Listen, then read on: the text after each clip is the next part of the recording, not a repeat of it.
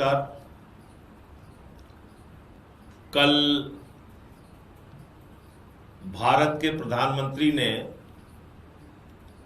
Iran के राष्ट्रपति से बातचीत की और उसको लेके एक ट्वीट किया लंबा चौड़ा। इससे स्पष्ट हो गया जो पहले दिन से हम लोग कह रहे थे, बार बार मैं कह रहा था, हमारी पार्टी के नेता अरविंद केजरीवाल जी कह रहे थे, सारे लोग कह रहे थे कि भाई आपको ईरान से बात करना चाहिए, आपको भारत के हितों का ध्यान रखना चाहिए। ईरान आपका परंपरागत मित्र है, उसने ऊर्जा क्षेत्र में बराबर आपको सुरक्षा प्रदान की है, सस्ता तेल दिया है, रुपए में तेल दिया है, उससे बात करो। लेकिन प्रधानमंत्री अमेरिका और इजराइल की चमचागिरी में पिछलग्गू बन के इस तरह से उनके मुरीद हो गए थे कि उन्होंने 8 देशों के प्रमुखों से बातचीत की। अमेरिका और इजराइल के ईरान पर हमले के बाद और गल्फ कंट्रीज में, खाड़ी देशों में अमेरिका के एयरबेस पे हमले के बाद 8 देशों से बातचीत की, 8 देश के प्रमुखों से बातचीत की, ईरान से बात नहीं की। और इनके चेले जितने थे वो कहते थे, अरे आप लोगों को विदेश नीति क्या पता है, अरे जितना महामानव को पता है तुम लोगों को क्या पता है। हम फिर भी दोहराते रहे, भाई ऊर्जा का संकट हिंदुस्तान में आ सकता है, बातचीत करके रखो। प्रधानमंत्री ने बात नहीं की। ईरान के सुप्रीम लीडर मारे गए, खामिनेई की मौत पर, उनकी हत्या पर एक शब्द शोक का प्रधानमंत्री नहीं बोले। 160 स्कूली बच्चे मारे गए, जिसकी निंदा आलोचना अमेरिका तक में हो रही है, दुनिया के तमाम देशों में हो रही है, प्रधानमंत्री नहीं बोले। हमारे मेहमान ईरान के नौसेना के जहाज को लौटते समय अमेरिका ने मार गिराया, 100 से ज्यादा नौसैनिक मारे गए, प्रधानमंत्री नहीं बोले। और प्रधानमंत्री को यह मालूम था, इस देश की जनता को तो नहीं मालूम था, लेकिन प्रधानमंत्री को यह मालूम था कि हार्मोज के समुद्री मार्ग से भारत की जरूरतों का 60% कच्चा तेल आता है और 50% गैस आती है, और वो हार्मोज का समुद्री मार्ग ईरान के कब्जे में है। यह प्रधानमंत्री को मालूम था। तो आपने ईरान से अपने रिश्ते क्यों बिगाड़े? आप युद्ध के ठीक पहले, 2 दिन पहले इजराइल की यात्रा पर क्यों गए? और जब से गाजा और इजराइल का वॉर हुआ है, किसी भी देश का प्रमुख इजराइल जाने से बचता है, नहीं जाते लोग इजराइल। आप उछल उछल के इजराइल चले गए, वहां आपके लिए एक फर्जी सा पुरस्कार बनाया गया, फर्जी सा पुरस्कार। उसके पहले वो पुरस्कार नहीं था, एक फर्जी सा पुरस्कार बनाया गया, आपके गले में मेडल डाल दिया गया, बोले जाओ जिंदाबाद लगाओ इजराइल और अमेरिका की। और आप इजराइल और अमेरिका की जिंदाबाद लगाने में लग गए। कौन कौन से देश हैं जिन्होंने युद्ध के खिलाफ वक्तव्य दिया? छोटे छोटे देश। यूरोपियन यूनियन के 27 देशों ने युद्ध के खिलाफ निंदा प्रस्ताव पारित किया।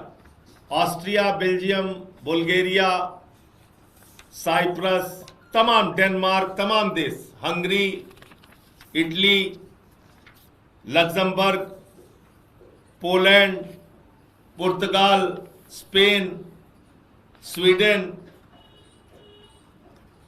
और यूरोपियन यूनियन के अलावा जो देश हैं, Egypt, Jordan, Pakistan, Turkey, Armenia, Brazil, Cuba, Japan, रूस, China, Germany, UK, South Africa, France, Oman, ये तमाम उन देशों का नाम मैं ले रहा हूं। इन सब ने युद्ध के खिलाफ बोला कि युद्ध करके आप पूरे देश को और दुनिया को संकट में डाल रहे हैं। अमेरिकन प्रेसिडेंट के खिलाफ, उनकी कार्रवाई के खिलाफ, इजराइल के खिलाफ, नेतन्याहू के खिलाफ, सब ने बोला। वो 160 बच्चियों की मौत पे भी बोला। लेकिन हमारे महामनों, दुनिया के सबसे बड़े लोकतंत्र के प्रधानमंत्री नरेंद्र मोदी जी नहीं बोले। पूरा देश गैस की लाइनों में खड़ा हो गया, होटल बंद होने लगे, मोरवी में टाइल्स की फैक्ट्रियां बंद हो गई, 60 रुपए घरेलू गैस के सिलेंडर का दाम बढ़ गया, 115 रुपए कॉमर्शियल गैस के सिलेंडर का दाम बढ़ गया। उसके बाद प्रधानमंत्री 13-14 दिन के बाद गहरी नींद से जागे और कहने लगे अब हमें मुर्दे को इंजेक्शन लगाना है। जब सिलेंडर से गैस निकल गई, कहने लगे अब हम इसमें गैस भरेंगे। बोले कहां वाला? बोले नाली वाला गैस भरेंगे इसमें। अब जब गैस से सिलेंडर निकल गई तो कह रहे हम नाली वाला गैस भरेंगे, उसमें मुर्दे को इंजेक्शन लगाएंगे। आपकी विदेश नीति मर गई, आपके देश में ऊर्जा का संकट खड़ा हो गया, तब आप 13 दिन के बाद 14 दिन के बाद जाग रहे हैं। कैसे जागे आप? मैं पूछना चाहता हूं, क्या आपको ट्रंप जी ने अनुमति दिया तब आप जागे कि ठीक है बच्चे एक ट्वीट कर ले, कोई बात नहीं? क्योंकि आप जो कुछ भी अब करते हैं ट्रंप से पूछ के करते हैं। रूस से तेल खरीदना है कि नहीं खरीदना है, ट्रंप से पूछ के आप करेंगे। और यहां किसी सरकार के नेता से पूछो, कहते भारत अपने निर्णय लेने के लिए स्वतंत्र है, भारत को जहां से सस्ता तेल मिलेगा वहां से तेल खरीदा जाएगा।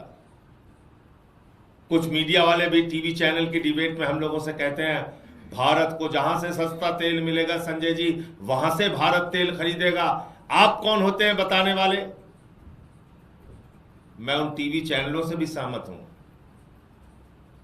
और भारत सरकार के नेताओं से भी सहमत हूं और बीजेपी के प्रवक्ताओं से भी सहमत हूं। जहां से सस्ता तेल मिले वहां से खरीदो। तो मुझे बताओ, रूस करीब है कि अमेरिका करीब है? रूस करीब है कि वेनेजुला करीब है? रूस से सस्ता तेल मिलेगा कि वेनेजुला और अमेरिका से मिलेगा? तो आप रूस से तेल क्यों नहीं खरीदते? आपको ईरान सस्ता तेल दे रहा था। चलिए मैं आप लोगों के माध्यम से एक सुझाव देना चाहता हूं भारत सरकार को। ईरान आपको सस्ते में तेल दे रहा था, ईरान आपको रुपए में तेल दे रहा था, और ईरान कम से कम अपने टैंकर तो नहीं उड़ाएगा। आप ईरान से सस्ता तेल खरीदो। आप ईरान से सस्ता तेल का जहाज क्यों नहीं मंगा रहे? आप भारत की जरूरतों का तेल ईरान से मंगाओ। क्या डर है आपको? चीन ईरान से तेल खरीद रहा है, बाकी देश ईरान से तेल खरीदते हैं, उनको कोई डर नहीं। आपको पापा का डर है? डांट देंगे पापा जी। किसका डर है आपको? ट्रंप का डर लगा हुआ है। आप खरीदिए, ईरान से तेल खरीदिए। भाई चीन खरीदता है, वो अमेरिका से नहीं डरता। उसके जहाज हार्मोज समुद्री मार्ग से गुजर रहे, आप भी खरीदो। आप तो कह रहे हो कि आप सस्ता तेल खरीदना चाहते हो, लेकिन देश को संकट में मत डालिए। आपके दोस्तों का माल बन रहा है, मुझे मालूम है। इसी आपदा में अवसर बना लिया उन लोगों ने। आपने अपने दोस्तों से कह दिया बेटे यही आपदा है और यही अवसर है तुम्हारे लिए। गैस का दाम अडानी ने 3 गुना ज्यादा बढ़ा दिया। अडानी टोटल गैस लिमिटेड, उसने बढ़ा दिया। फिर आप किस अमेरिका के साथ खड़े हैं भैया? जिस अमेरिका का F-18 एयरक्राफ्ट उड़ा दिया गया, F-15 एयरक्राफ्ट उड़ा दिया गया, KC-135 एयरक्राफ्ट उड़ा दिया गया, MQ-9 उड़ा दिया गया, और एक जहाज आ रहा था हार्मोज के समुद्री मार्ग से ईरान का, उसको अमेरिका का, उसको उड़ा दिया गया। तो जो अमेरिका खुद संकट में है, अपनी मदद नहीं कर पा रहा है, उसके पिछलग्गू बनने से आपको क्या फायदा है? उसके पिछलग्गू बनने से आपको क्या फायदा है?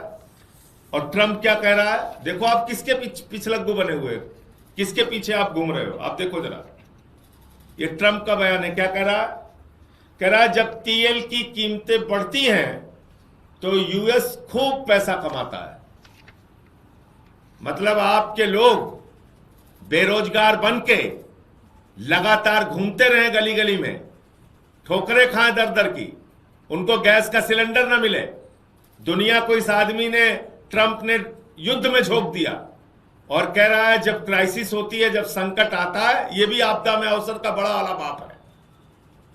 आपदा में अवसर ये कह रहा है साहब जब तेल का दाम बढ़ता है तो अमेरिका को फायदा होता है, ये रुपया कमाने में लगा हुआ है। आप इसके पिछलग्गू बने हुए। इतना ही नहीं, ऐसे संकट के समय में, और ये बात मैं अंधभक्तों के लिए विशेष रूप से कहना चाहता हूं, प्यारे अंधभक्तों जरा ध्यान से सुनो। तुमको तुम्हारा अगुआ मोदी दिन रात मूर्ख बनाता रहता है, बांग्लादेशियों से लड़ो, बांग्लादेशी घुसपैठियों का सवाल उठाओ, गृह मंत्री भी चिल्लाते रहते हैं दिन रात। और अभी क्या हुआ? आप तो लाइन में खड़े हो, आपके लिए तेल नहीं है, आपके लिए गैस नहीं है, देश खुद एक गंभीर संकट की स्थिति में है। और ये 5000 टन डीजल बांग्लादेश को भेज रहे हैं। बांग्लादेश में जहां पे हिंदुओं की हत्या हो रही है, वहां पे 5000 टन डीजल भारत के प्रधानमंत्री नरेंद्र मोदी जी ने भेजा है। ये आप देखिए, ये कितना हो गया? करीब करीब 60 लाख लीटर डीजल भेज दिया बांग्लादेश को। और ये आपने चेलों से कहते हैं बांग्लादेशियों के खिलाफ नारा लगाते रहो, बेचारे लगाते रहते हैं दिन रात। तो प्यारे अंधभक्तों, जो मोदी जी हैं उन्होंने जाके 50वीं वर्षगांठ पे कहा था कि मैं बांग्लादेश की आजादी का योद्धा हूं, मैं भी बांग्लादेश की आजादी कराने में लड़ा हूं। वो मोदी जी बांग्लादेश को 60 लाख लीटर डीजल भेज चुके हैं। इसके बाद अंतिम बात कह के अपनी बात समाप्त करूंगा। यह है हमारे प्रधानमंत्री की विदेश नीति, और इसको कहते हैं 100 जूता खाए तमाशा घुस के देखे। 100 जूता खाए तमाशा घुस के देखे। यह है भारत पर एक बार फिर टैरिफ लगाने की तैयारी में अमेरिका। यह नया बयान है ट्रंप का। जिस अमेरिका की चमचागिरी कर रहे हैं, वहां के बददिमाग राष्ट्रपति ट्रंप का 1 घंटे भी दिमाग संतुलन में नहीं रहता। आज क्या बोल रहा है, अगले 1 घंटे बाद क्या बोलेगा, उसके 2 घंटे बाद क्या बोलेगा, सुबह उठ के क्या बोलेगा, शाम को क्या करेगा, कुछ नहीं पता। आप ऐसे आदमी के पिछलग्गू बने हुए हो।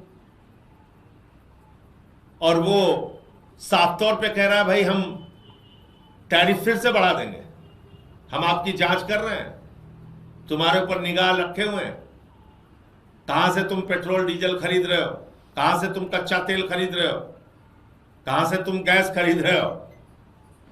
रूस से परमिशन दी थी ना तुम्हें?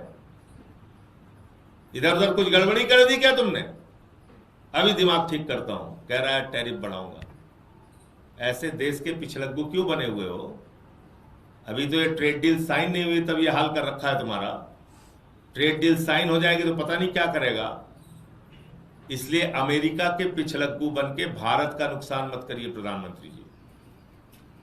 और एक बात मैं कहना चाहता हूं ईमानदारी से, मेरे 1000 मतभेद हो सकते हैं नरेंद्र मोदी से, लेकिन मैं भी यह समझता था कि राष्ट्र के ऊपर जब संकट आएगा तो भारत का प्रधानमंत्री किसी से समझौता नहीं करेगा, क्योंकि उसके वक्तव्य थे ऐसे 13 के पहले, बातें करते थे प्रधानमंत्री उसी तरह की। मेरे 1000 मतभेद नरेंद्र मोदी से हो सकते हैं, लेकिन मुझे यह था कि जब भारत माता के ऊपर संकट आएगा तो कभी नरेंद्र मोदी समझौता नहीं करेंगे। लेकिन 2 घटनाओं से बहुत अफसोस हुआ, दिल को तकलीफ हुई। नंबर 1, जब बार बार ट्रंप कहता है हमने ट्रेड डील का दबाव बनाकर सीज फायर कराया पाकिस्तान के साथ। ये पूरे भारत का अपमान है। और प्रधानमंत्री एक बार भी नहीं बोले। आज भी मैं दोहरा रहा हूं, प्रधानमंत्री जी आइए सामने निकल के, मैं आपका स्वागत करूंगा, खाली एक बार बोलो ट्रंप, राष्ट्रपति ट्रंप झूठ बोल रहा है, खाली इतना बोल दो। आपकी हिम्मत नहीं है। वो बार बार भारत को अपमानित करता है। हमारे लोगों को हाथ में हथकड़ियां बांध के, पैरों में बेड़ियां बांध के भेजा उसने, भारत को अपमानित किया। और दूसरा, आपको ऐसे युद्ध के संकट के समय में इजराइल भेजा गया और उसके बाद इतनी घटनाएं हो गई, आप शांत रहे। 13 दिन तक आप शांत रहे, कुछ बोले नहीं। गैस का सिलेंडर निकल गया तो अब आप जाग रहे हैं। अब आप कह रहे हैं हम मुर्दे को इंजेक्शन लगाएंगे, उसको जिंदा करेंगे। जब आपकी विदेश नीति मर गई, जब आपकी सारे कार्यक्रम, आपकी योजनाएं सब फेल हो गई। 38, 40 देशों का मैंने नाम बताया, सब ने बात किया, सब ने युद्ध की आलोचना की, सब ने अपने अपने देश के हित के बारे में सोचा और उस हिसाब से काम किया। आपका आता पता नहीं। तो इसलिए हमारे नेता अरविंद केजरीवाल जी ने भी इस बात को पूछा है। मैं प्रधानमंत्री जी से चाहता हूं कि वो स्पष्ट करें, कल जो ईरान के राष्ट्रपति से उनकी बातचीत हुई, उसमें भारत की समस्याओं का क्या समाधान निकला? क्या वास्तव में हार्मोज के समुद्री मार्ग से भारत के जहाज को जाने के संबंध में उनकी कोई बातचीत हुई? क्या अब भारत में तेल और गैस का संकट खत्म हो जाएगा? क्या हमारे जहाज गैस और तेल के आना शुरू हो जाएंगे? यह मैं प्रधानमंत्री जी से पूछना चाहता हूं। और अपने मंत्रियों से कहिए इतना कोरा झूठ ना बोला करें। कल हरदीप पुरी जी सदन में कह रहे हैं तेल और गैस का कोई संकट नहीं है देश के अंदर। झूठों ने झूठों से कहा है, सच बोलो। सरकारी ऐलान हुआ है, सच बोलो। मोदी का दफ्तर झूठों की मंडी है, दरवाजे पर लिखा हुआ है, सच बोलो। मोदी का दफ्तर झूठों की मंडी है और दरवाजे पे लिखा हुआ है, सच बोलो। इतना कोरा झूठ, ज्यादा मेहनत करने की जरूरत नहीं। हरदीप पुरी जी चलिए नोएडा चलते हैं, लंबी लाइन में आधा घंटे खड़े होइए इस धूप में, पता चला।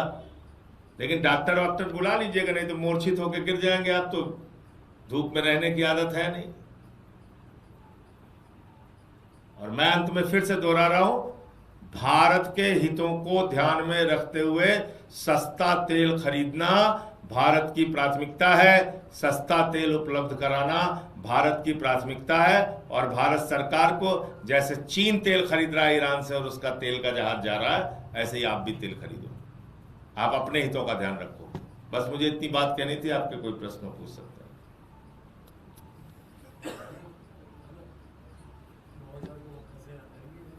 कोई सवाल?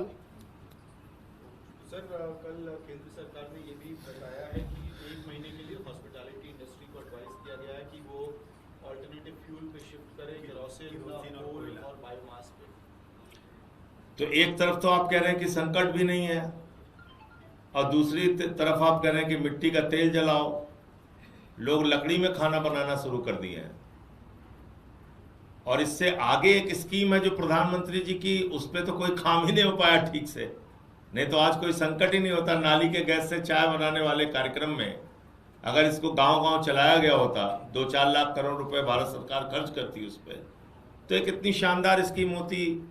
हर घर के आसपास गटर है, वहां से पाइपलाइन जाती, सबको गैस की सुविधा होती, कोई दिक्कत नहीं होती। बाकी वैसे इस समय गर्मी है, सूर्य के प्रकाश से भी आप लोग खिचड़ी बना सकते हैं। मैं तो पहले दिन से कह रहा हूँ। गाँव में जो बुकिंग है सिलेंडर की वो 45 दिन से बढ़ाकर और शहर में 25 में मिलेगा।